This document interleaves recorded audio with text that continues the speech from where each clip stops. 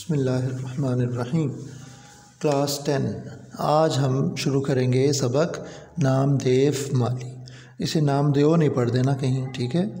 دیکھیں جی، نام دیو مقبرہ رابعہ دورانی اورنگ آباد دکن کے باغ میں مالی تھا۔ ذات کا ڈھیر جو بہت نیچ قوم خیال کی جاتی ہے، قوموں کا امتیاز مصنوعی ہے۔ مصنوعی مطلب خود ساختہ ہے، خود سے بنایا ہوا ہے اور رفتہ رفتہ نسلی ہو گیا ہے، یہاں تک کہ نسلوں میں منتقل ہو گیا ہے کہ یہ جو ذات پاتیں بن گئی ہیں۔ سچائی، نیکی، حسن کسی کی میراث نہیں، ٹھیک ہے؟ یعنی دیکھیے مصنف کا کمال یہ ہے کہ اس نے کہاں سے ابتدا کیا اور انتہائی اختصار کے ساتھ کتنی بڑی بات کو اس نے کہہ ڈالا کہ سچائی، نیکی، حسن کسی کی میراث نہیں ہے۔ یہ اللہ تعالیٰ کسی کو ودیعت کرتا ہے اور انسان اپنی کوشش سے اپنے اندر یہ عادات کو منتقل کر سکتا ہے، پیدا کر سکتا ہے۔ یہ خوبیاں نیچی ذات والوں میں بھی ایسی ہی ہوتی ہیں جیسی اونچی ذات والوں میں۔ قیس ہو، کوہ کن ہو یا حالی، عاشقی کچھ کسی کی ذات نہیں، ٹھیک ہے؟ یعنی یہ مختلف جو ہے قیس عامری، ٹھیک ہے، جسے مجنوں کہا جاتا ہے، کوہ کن ہو، ٹھیک ہے، فرہاد جس نے دریا پہاڑ کھودا تھا اور دودھ کی نہر نکالی تھی، یا حالی صاحب کا مقطع ہے کہ عاشقی کچھ کسی کی ذات نہیں ہے۔ مقبرے کا باغ میری نگرانی میں تھا، میرے رہنے کا مکان بھی باغ کے احاطے ہی میں تھا۔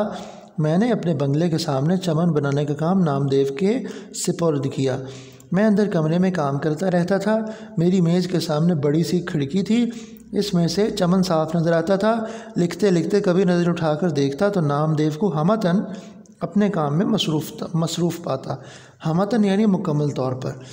بعض دفعہ اس کی حرکتیں دیکھ کر بہت تعجب ہوتا۔ مثلاً کیا دیکھتا ہوں کہ نام دیو ایک پودے کے سامنے بیٹھا اس کا تھاملا صاف کر رہا ہے۔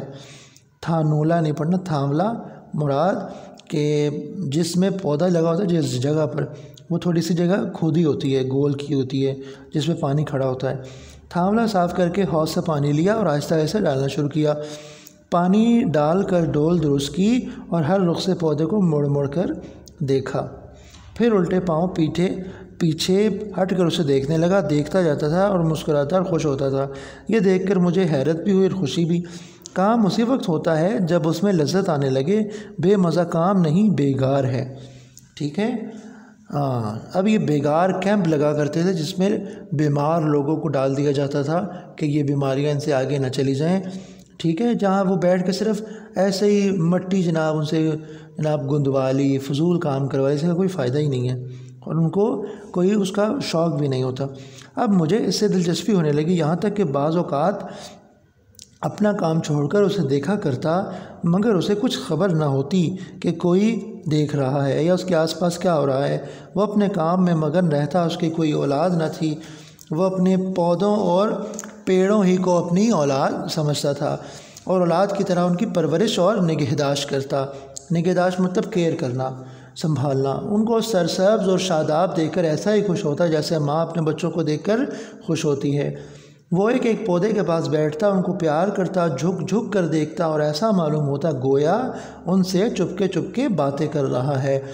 جیسے جیسے وہ بڑھتے اور پھولتے پھلتے، اس کا دل بھی بڑھتا اور پھولتا تھا۔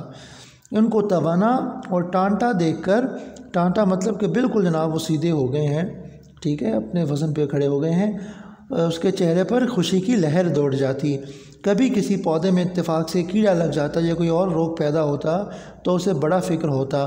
بازار سے دوائیں لاتا، باغ کے داروغے یا مجھ سے کہہ کر منگاتا۔ دن بھر اسی میں لگا رہتا اور اسی پودے کی ایسی سیوا کرتا جیسے کوئی ہمدرد اور نیک دل ڈاکٹر اپنے عزیز بیمار کی کرتا ہے۔ ہزار جتن کرتا اور اسے بچا لیتا اور جب تک وہ درست نہ ہوتا اسے چین نہ آتا۔ اس کے لگائے ہوئے پودے ہمیشہ پروان چڑھتے اور کبھی کوئی پیڑ ضائع نہ ہوا۔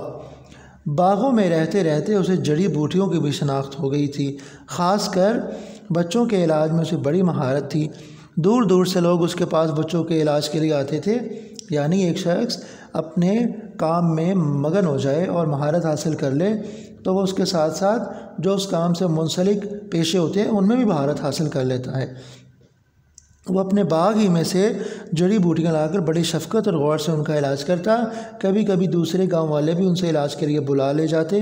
بلا تعمل یعنی بغیر کوئی بہانہ کیے چلا جاتا، مفت علاج کرتا اور کبھی کسی سے کچھ نہیں لیتا تھا۔ شاباش۔